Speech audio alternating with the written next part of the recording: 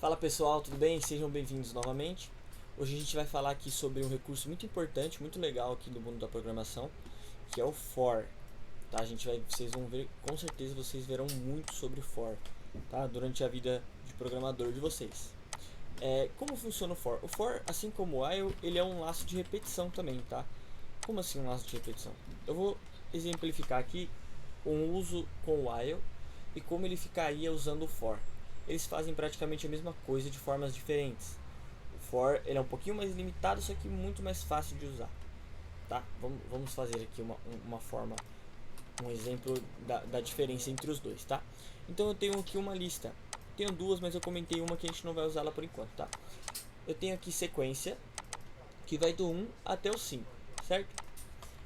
Aí, como eu faria para percorrer e printar cada um dos números dessa sequência aqui? Eu teria que criar uma variável de contador, certo? Meu contador teria que ser menor do que a quantidade de itens da minha lista. Então, o contador é menor do que lim sequência, quantidade de itens que tem na minha lista.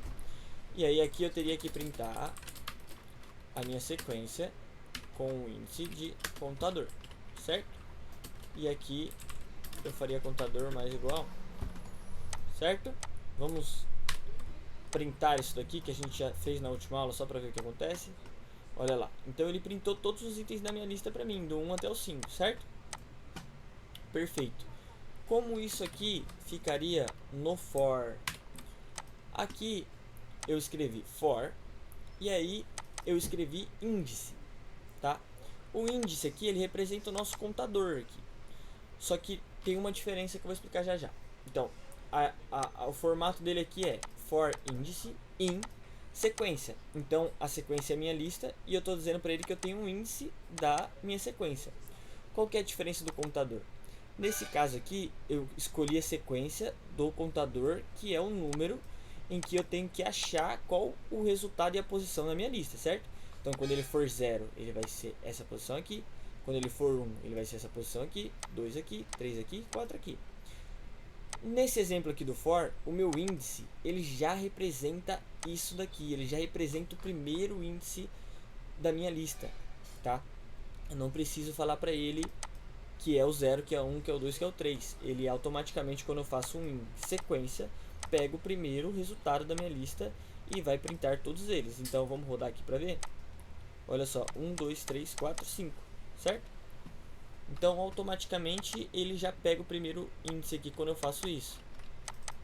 Tá? Por isso eu não chamei de contador, por isso eu chamei de índice, porque nesse caso ele é realmente cada um dos resultados da minha lista e por isso ele também é um laço de repetição, tá? Ele percorreu cada um dos itens e printou cada um dos itens aqui no índice pra gente, beleza? Então essa é uma das formas de se trabalhar com for, tá? Perceberam que é muito mais prático do que o while, né? O while eu tive que criar aqui 4 linhas de código e fazer todo um trâmite para printar as coisas da lista, e o for é bem mais prático aqui, bem mais rapidinho de se fazer, beleza? Existem outras formas de usar o for e a gente vai comentar sobre algumas delas aqui, tá? Uma delas é por range, tá? Então eu escrevi aqui o índice de novo e aí eu coloquei aqui in range. Como funciona esse range aqui? Aqui eu deixei comentado aqui em cima para facilitar o entendimento, tá? Então o range começa, o primeiro parâmetro que eu passo para ele é o início, então a partir de qual número ele vai começar. O fim é a quantidade de vezes que ele vai passar. E quando ele chegar numa determinada contagem, ele vai parar. E o passo é de quantos em quantos ele vai pular. Tá? Vamos rodar aqui para ver como acontece. Então eu tenho aqui 0, 1, 2, 3, 4, 5, 6, 7, 8 e 9. Tá? Ele parou quando ele reconheceu o 10 aqui. Então, como no while, eu faria, por exemplo, eu vou ter um contador de novo. Enquanto o contador for menor do que 10, ele vai fazer esse laço de repetição aqui, certo? Vai ficar entrando aqui. Então quando ele for igual a 10, ele sai. Por quê? Ele só ficaria se fosse menor ou igual. Ele não é menor ou igual aqui, ele é menor. E é assim que funciona aqui nesse for, tá? Ele é menor, não menor ou igual. Então quando ele for menor, enquanto ele for menor do que 10, ele vai rodar aqui. Beleza? Então se eu começar aqui, vamos fazer outra coisa. O meu início vai ser 1. Então agora ele vai do 1 ao 9. O meu passo eu quero que seja de 2 em 2. Então agora ele vai do 1, 3, 5, 7, 9. Tá? Se fosse de 2 em 2. 2, 4, 6, 8. Tá? Então o primeiro parâmetro é o início. O segundo parâmetro é o fim. E o terceiro é de em quantos ele vai pular. É o passo aqui. Beleza? Show de bola. Outro exemplo aqui. E muitas vezes vocês vão achar o índice. Aqui não precisa ser especificamente o nome de índice, tá, gente? Muitas vezes vocês vão achar esse i aqui ou qualquer outra palavra. Aqui é a palavra que você achar melhor, dependendo do seu código, tá? Mas muitas vezes você vai achar o i.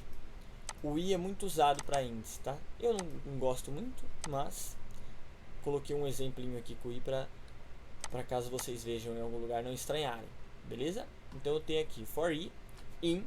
Aí o que eu fiz aqui? Eu fiz um range, só que agora eu estou contando quantos itens tem na minha lista, tá? E aí ele vai passar aqui por cada um. Vamos fazer o seguinte aqui para ficar um pouco mais entendido. Eu vou printar o i, vou colocar aqui, ó, número do índice.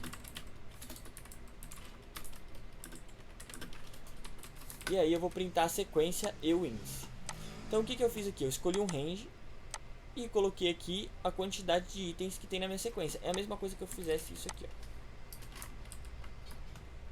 Vamos comentar isso aqui só para dar um exemplo um pouco mais simples aqui. Vou colocar aqui o número 10 e vou printar o meu índice. Olha só, número do índice 0, 1, 2, 3, 4, 5, 6, 7, 8, 9. Beleza? Então ele fez a mesma coisa do que esse início e fim aqui, ó. Tá? Só que aqui eu só passei para ele o fim. O meu fim é 10.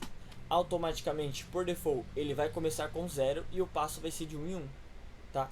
E foi isso que eu fiz aqui nesse exemplo de baixo. Aí, só que ao invés de colocar um número direto, eu coloquei a quantidade de itens na minha lista. E eu posso printar a minha lista aqui. Olha só, 0, 1, 2, 3, 4 e 5, né? Que é a minha lista. Deixa eu tirar o índice agora para facilitar, agora que a gente já entendeu. Olha só, 1, 2, 3, 4, 5. Então ele faz a mesma coisa que a gente fez no while no começo da aula aqui, né? Só que em muito menos linhas aqui, tá? Facilita muito. Outra forma de se usar o for. Esse aqui eu vou passar aqui para cima porque a gente vai usar a nossa segunda lista, tá? Então agora eu tenho uma lista de sequência que vai do 1 até o 5 e eu tenho sequência 2 que vai do 6 até o 10. Eu consigo iterar nas duas listas ao mesmo tempo. Então o que eu tenho aqui agora? Eu tenho for elemento 1 e for elemento 2. Preciso usar o parâmetro zip, tá? A função zip para usar as duas listas aqui no meu for. E agora eu vou printar o elemento 1 e o elemento 2. Vamos ver o que vai acontecer? Então olha só, elemento 1, elemento lista 1, elemento lista 2, 6. Então começou aqui, ó, 1 e 6. Depois 2 e 7, vem pra cá, 2 e 7. Tá? 3 e 8, 3 e 8. 4 e 9, 4 e 9, 5 e 10, 5 e 10. Tá? Então eu consigo iterar em duas listas ao mesmo tempo. Isso é bem legal também, bem importante para alguns projetinhos aí, tá? Pode ajudar muito aí para não ter que fazer dois for seguidos e tudo mais. Isso aqui é bem legal. Vamos para o próximo exemplo. Eu vou passar esses dois aqui para cima para facilitar a nossa vida aqui também. Vamos lá. Agora eu tenho aqui um for. E nesse for eu escolhi aqui dois parâmetros. Eu escolhi o índice e eu escolhi o elemento. Tá? Então, e aí eu coloquei aqui in enumerate sequência. Enumerate também é uma função do Python. E o que eu consigo fazer aqui fazendo esse enumerate sequência? Eu consigo pegar qual que é o índice, ou seja, qual que é a posição de cada um dos argumentos da lista aqui, e eu consigo falar qual que é o valor dela também, então qual que é o elemento dela. Então vamos rodar aqui para ver. Olha só, o índice é 0 e o elemento é 1. Então aqui na posição 0 eu tenho 1. E assim por diante, índice 1, elemento 2, índice 1, elemento 2, tá? Então a posição dele aqui é 1 e o elemento aqui é o 2, beleza? E assim por diante, show de bola. Vamos para o último exemplo. O que eu consigo fazer aqui? Eu seguir o mesmo formato do de cima, porém a diferença é que eu coloquei esse start aqui no finalzinho. Para que serve esse start? Para mudar por onde eu quero que comece o meu índice. Eu não quero que meu índice comece em 0. Eu quero que essa lista, o índice dela 0, se torne 1, 2, 3, qualquer número aqui. Eu consigo fazer isso também, tá? Então agora o meu índice é 1, meu elemento é 1, meu índice é 2, meu elemento é 2. Se eu colocasse 10 aqui,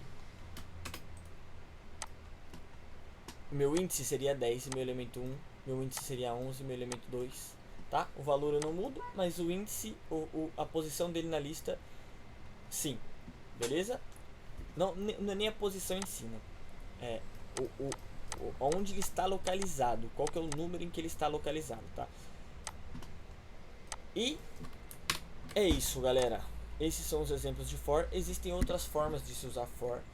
Em outras linguagens de programação existem outros formatos também. Eles funcionam o for funciona de formas diferentes em determinadas linguagens, tá?